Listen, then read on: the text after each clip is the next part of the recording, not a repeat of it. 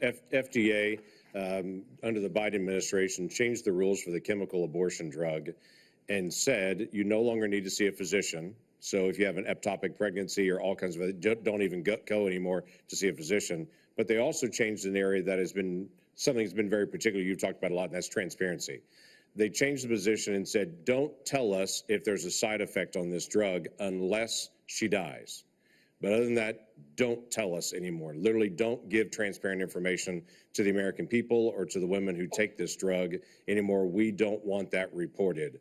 My question to you is, will FDA move to be able to actually give transparency to the American people and to say, this drug is no different than any other drug. We're not going to protect it just because it's political for some folks. People should know side effects on this drug, and there should be reporting. Yeah, I mean, it's against everything we believe in this country that patients or doctors should not be reporting adverse events. We need to know what adverse events are. We need to understand the safety of every drug, mifepristone and every other drug. And President Trump has made it clear to me that one of the things, he is not taking a position yet on mifepristone, a detailed position, but he's made it clear to me that he wants me to look at safety issues. And I'll ask NIH and FDA to do that. Thank you. Senator Whitehouse. Thank you, Chairman. Mr. Kennedy, I only have 5 minutes with you, and I've got a lot of experience with CMS, so you're just going to have to listen. 2 things. One, if you want to move from advocacy to public responsibility, Americans are going to need to hear a clear and trustworthy recantation of what you have said on vaccinations, including a promise from you never to say vaccines aren't medically safe when they in fact are, and making indisputably clear that you support mandatory vaccinations against diseases where that will keep people safe. You're in that hole pretty deep. We've just had a measles case in Rhode Island, the first since 2013, and frankly, you frighten people. 2, I want to air harms that Rhode Island has experienced from a remorseless, senseless CMS bureaucracy. CMS has for years maintained a reimbursement system that the bureaucracy could never explain, never justify, that persistently pays Rhode Island providers less than neighboring Massachusetts and Connecticut providers. A differential of 23 and 26% in our regional healthcare market. The Pending Ahead program can begin to remedy this, at least for value-based care, and it must. There has to be payment parity in the region. Rhode Island's healthcare system is bleeding out because we aren't paid what neighboring hospitals and doctors are paid. And the one act CMS took on this years ago was to make it worse. The CMS bureaucracy has also attacked one of the best accountable care organizations in the country, Rhode Island's Integra Family Doctors. Tried to throw them off the shared savings program because they said Integra years ago briefly fell 137 patients short of the 5,000 patients that ACOs need. CMS wouldn't listen until a court found that to be unjustified, likely illegal, irreparable harm to this high-performing ACO and its patients, and contrary to the public interest. That must stop. Last, CMS has refused to approve waivers granted elsewhere for Rhode Island from rules that are stupid for Medicare patients who are nearing the end of their days. Here's what families see. Granny is home dying. She needs to transfer to a nursing home, and Medicare insists on putting her 3 days and 2 nights in a hospital.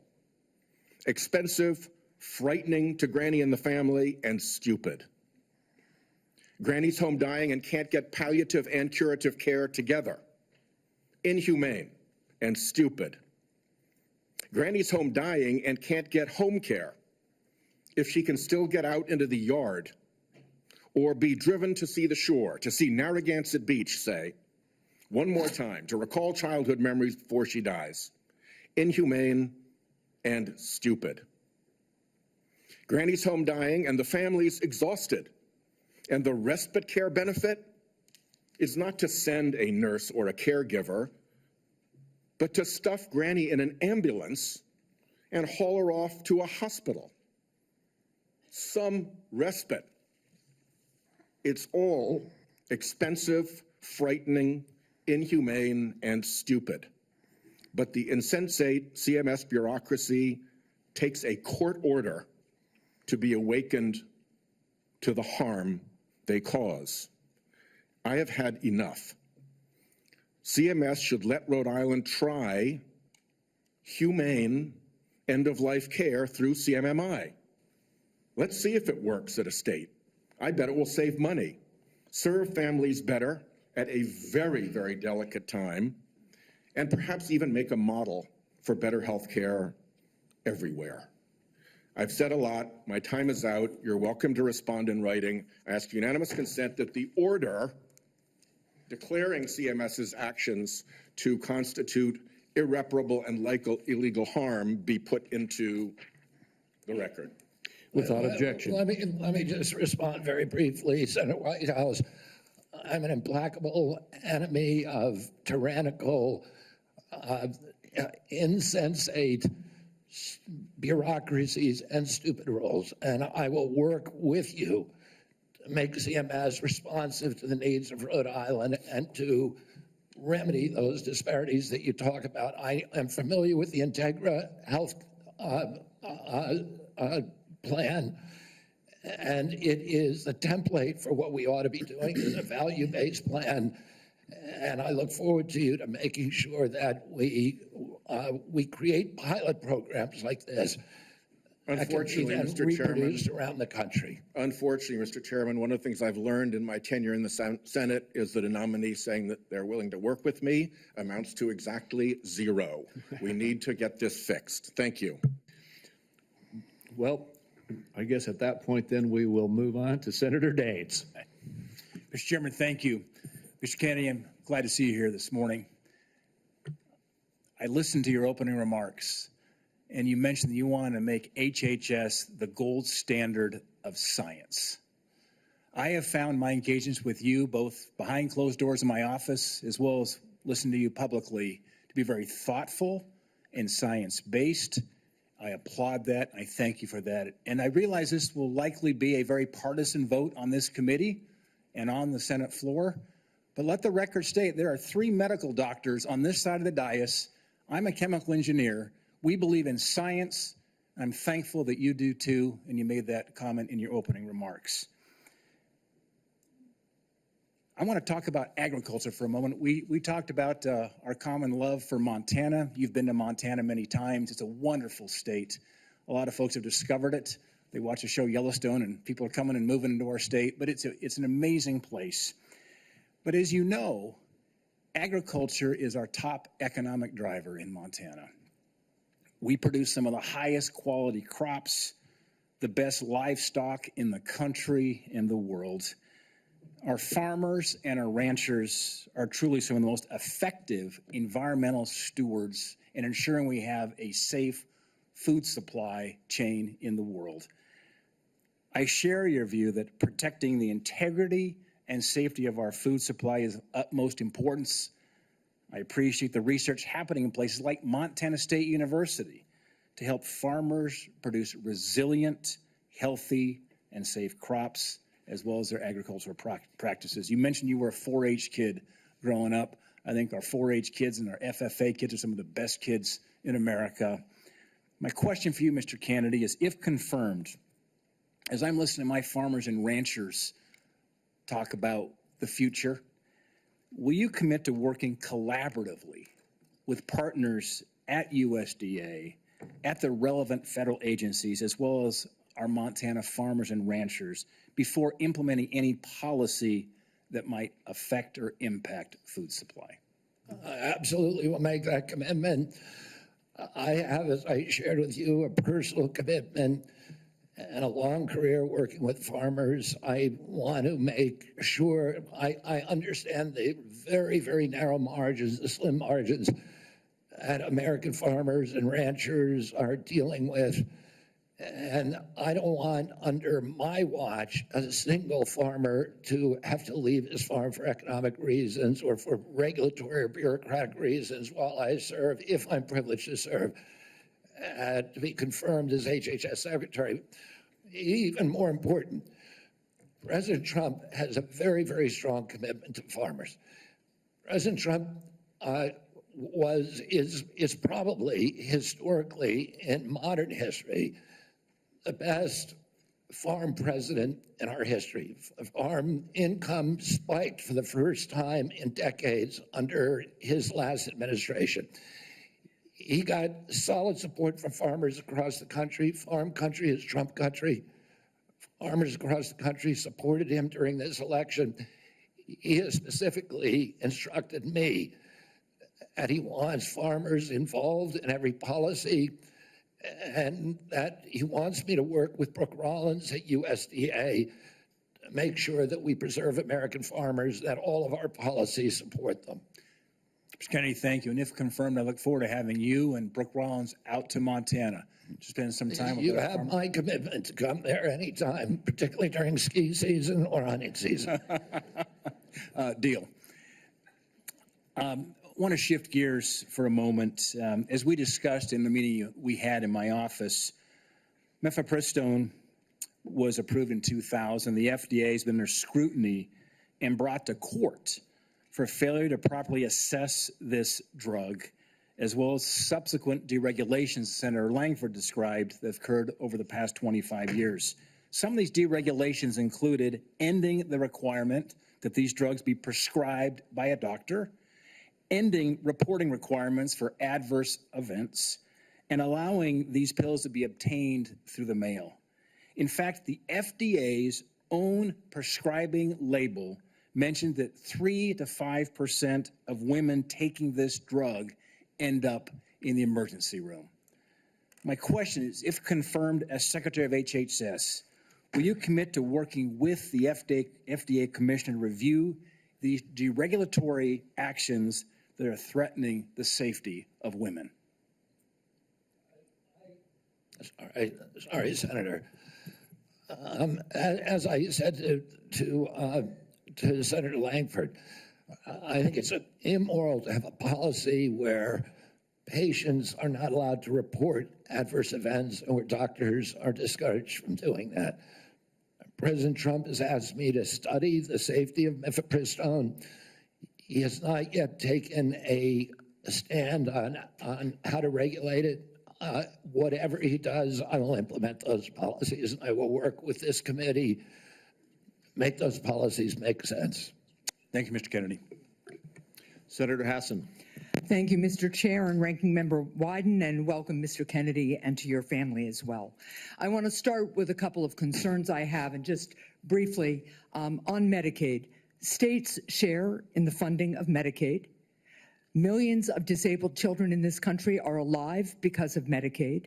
Millions of people with addiction in this country are in recovery because of the services provided to them by Medicaid.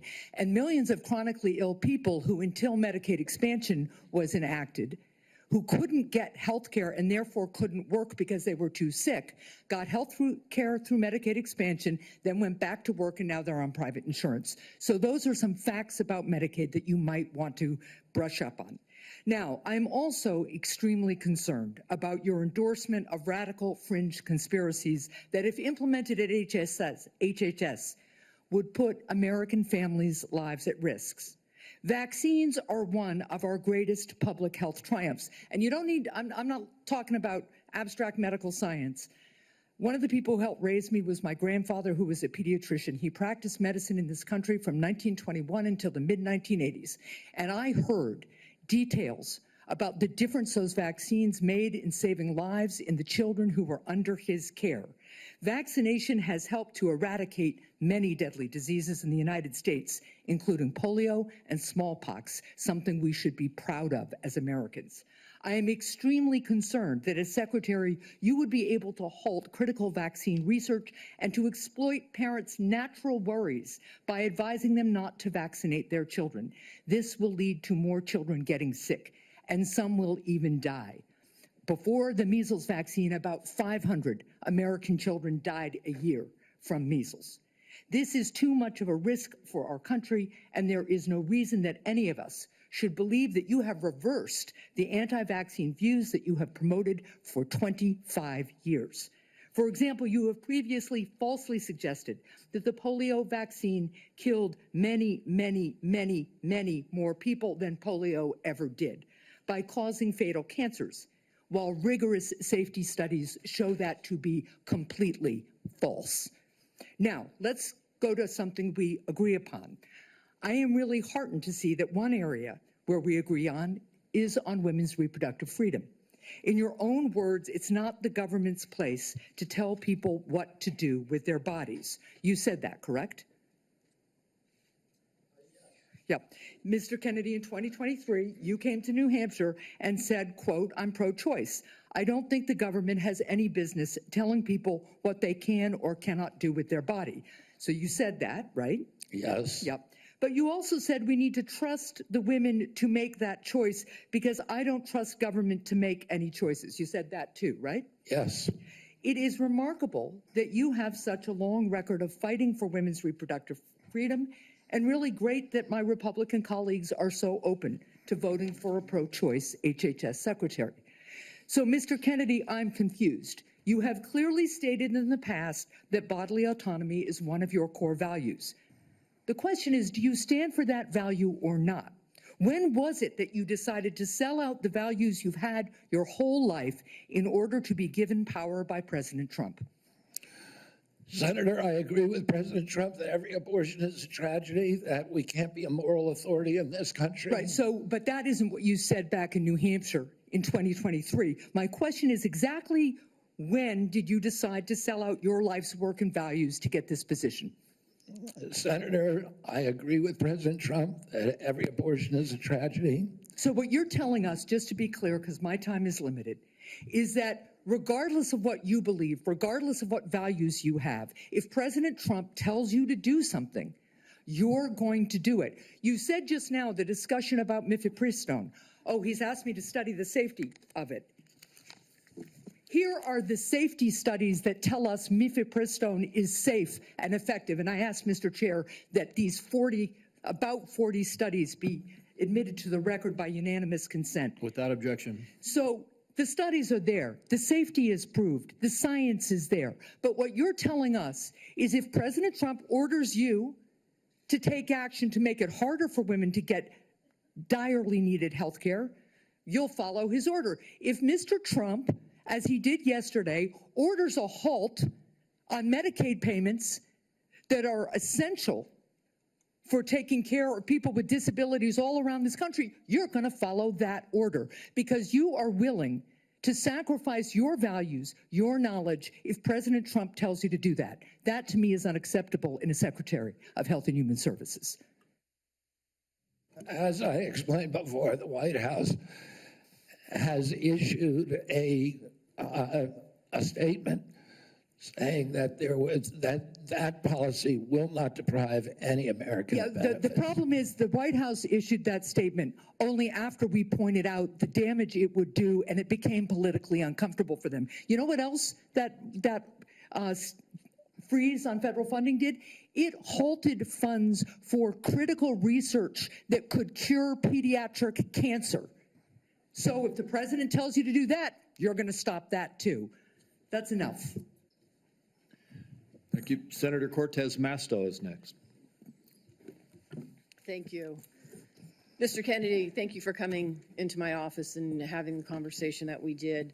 I appreciate your passion and your belief, and you've spent years really talking about the issues that matter to you, and I appreciate that.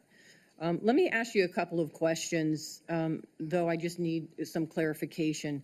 Right now, there's a 40-year-old law that requires hospital ERs accepting payment from Medicare to actually provide emergency care to patients. So let's say a woman experiencing a life-threatening condition like a heart attack goes to the ER. As a lawyer, you would agree that that federal law protects her right to emergency care, correct? Yes. So now a pregnant woman with life-threatening bleeding from an incomplete miscarriage goes to the ER. Let me rephrase that so you can hear. A pregnant woman with a life-threatening bleeding from an incomplete miscarriage goes to the ER, and her doctor also determines that she needs an emergency abortion. But she's in a state where abortion is banned. You would agree also as an attorney that federal law protects her right to that emergency care, correct?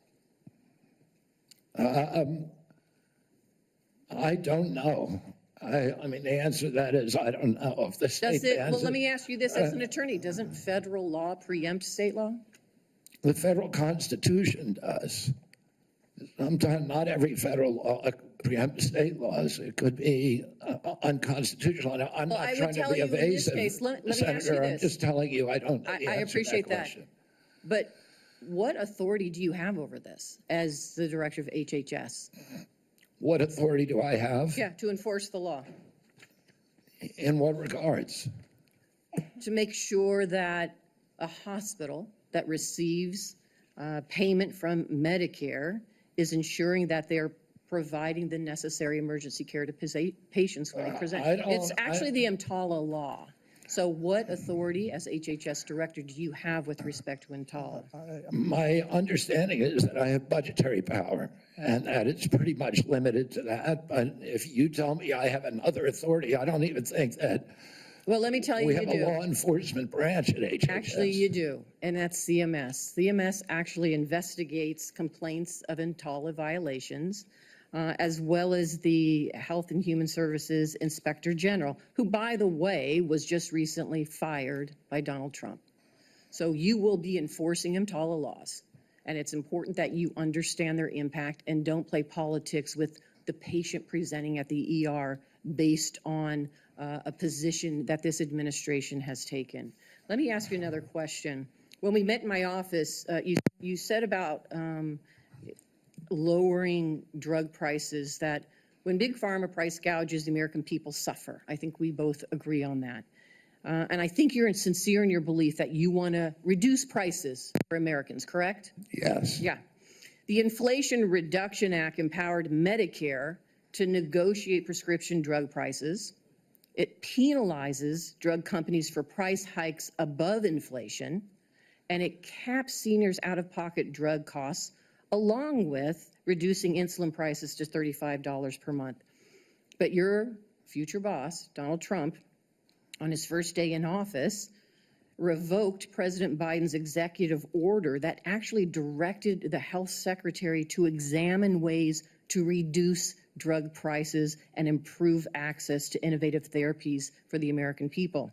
And unfortunately, Republicans in Congress want to repeal the Inflation Reduction Act, which means reversing all of those things that we worked on to lower prices for Americans. So my question to you is, what do you do? Why are you there? Are you there to be a rubber stamp to this administration and cave into all of these positions that they're taking, even though you know they're in disagreement with your positions on lowering drug prices and that they could harm Americans? How do you handle that as HHS director? Senator, my understanding is that the White House issued an executive order, I believe today, supporting the drug negotiations under the IRA. President Trump was very aggressive during his first term about negotiating drug prices. He has instructed me, and I've met with him repeatedly on as that we need lower prices than seniors in this country, and so let me ask others you. are. Let me ask you this, because I only have so much time. So we've already negotiated lowering prices for 10 drugs with Big Pharma. And Big Pharma, by the way, opposes this. They have not only are asking for a pause, they have filed lawsuits, but we've already negotiated the first 10 drugs. And we want to expand it to the next 10 to 15 that the Biden administration has put forward. Would you agree and continue that path of really mandating that Big Pharma come to the table and negotiate drug prices for Medicare so we can lower those prices for Americans? My understanding is that the executive order that was issued today, which I haven't seen, but I've read a summary. Well, let me ask you this then, because you keep citing the Trump administration and you're just going to follow what they say. Is that what you're doing? You're just a rubber stamp for them in this position? So anybody, Trump. so it doesn't matter that you're before us. It could be anybody coming before us as long as they're a rubber stamp for this administration and disregarding your beliefs and what you think. I guess my question to you is, if it really is fundamental to what you believe, how do you live with that? How do you address those issues as you're moving forward, You want me to knowing answer that the it's going to question, harm Senator? Americans? Yeah. You want me to answer the question? No, I'm asking you. Okay. President Trump has asked me to end the chronic disease epidemic and make America healthy again. And I'm So in a is that the unique only reason position. why you're at HHS? Is that the Excuse only me. reason why then you're at the HHS to address that one issue? President Trump has asked me because I'm in a unique position to end that. And that is what I'm doing. And if we don't solve that problem, Senator, all of the other disputes we have about who's paying, and whether it's insurance companies, whether it's providers, whether it's HMOs, whether it's patients or families, all of those are moving deck chairs around on the Titanic. Our ship is sinking. Our 60% increase in Medicaid over the past 4 years is the biggest budget line now, and it's growing faster than any other. And no other nation in the world has what we have here. No other nation has a chronic disease. We have the highest chronic disease burden of any country in the world. We had, during COVID, we had 16% of the COVID deaths in a country. We only have 4.2% of the world's population. We had a higher death count than any country in the world. And when CDC was asked why, they said it's because Americans are the sickest people on earth. The average person who died from COVID, American, had 3.8 chronic diseases. This is an existential threat economically to our military, to our health, to our sense of well-being. And it is a priority for President Trump. And that's why he asked me to run the agency. And if I'm privileged to be confirmed, that's exactly what I'll do. Senator Barrasso. Thanks so much, Mr. Chairman. Mr. Kennedy, thank you for taking time to visit with me in my office prior to today's hearing to talk about a lot of the important issues affecting healthcare in my home state of Wyoming as well as the nation. I appreciate your willingness to serve our country. During our meeting, we discussed the challenges that healthcare providers and patients are facing in rural America. Financial obstacles facing rural hospitals, workforce shortages, issues of OBGYN, and then new regulations that are painful that have come out of the Biden administration are hurting our ability to provide nursing home staffing. So let me start, if I could, with rural hospitals and the closures of hospitals like that. There are a lot of challenges facing hospitals in rural communities and frontier areas. We have 33 hospitals in Wyoming. 26 are really located in various locations, often hard to get to. Weather impacts them. 6 of the hospitals are at risk of closing. 2 are at immediate risk of closing in the next 2 years. 10 have had to cut available services. And this is a concern of rural hospitals in both Republican and Democrat states, either way, bipartisan. Critical that the workforce challenges, financial challenges that we're facing are addressed. Can you commit to working with us on a plan to address the critical nationwide issue of rural health care? Yes, yes, Senator. And I would say that during my visits, I visited almost 60 senators so far. And the most common unifying, I would say, issue among both Democrats and Republicans, there were 2. One was PBM reform, and the other is rural hospitals. And, our nation made a commitment over 100 years ago to put up a hospital within 30 miles of every American. We generally succeeded in doing that. It's absolutely critical. It's life-saving. And rural hospitals are closing at an extraordinary rate right now. They not only provide important health care for the localities, but also they're economic drivers for localities all over this country. President Trump is determined to end the hemorrhage of rural hospitals, and he's asked me to do that through the use of AI, through telemedicine, which these are innovations that I saw the other day. A Cleveland clinic has developed an AI nurse that you cannot distinguish from a human being, that has diagnostics as good as any doctor. And we can provide concierge care to every American in this country, even those, the remote parts of Wyoming, Montana, Alaska, et cetera. We also have opportunities at HRSA and at the GME to finally live up to GME's mission of providing personnel to rural hospitals. And I intend to use all of my power, because I've seen the priority that is given by both Democrats and Republicans on this committee. I intend to make that a priority if I'm privileged to be confirmed. Well, I appreciate it, because often with financial strains on the local hospital, one of the common services to be cut in rural hospitals is maternity services. So now we have women in Wyoming having to drive over 100 miles to access care. 13 counties in Wyoming don't have access to OB. And we're talking counties larger than the states of Vermont, New Hampshire, Rhode Island, Connecticut, New Jersey, Delaware, counties larger than those whole states. So will you commit to working with my office to find solutions to help address these specific maternal health challenges in rural America? Yes, Senator, I look forward to it.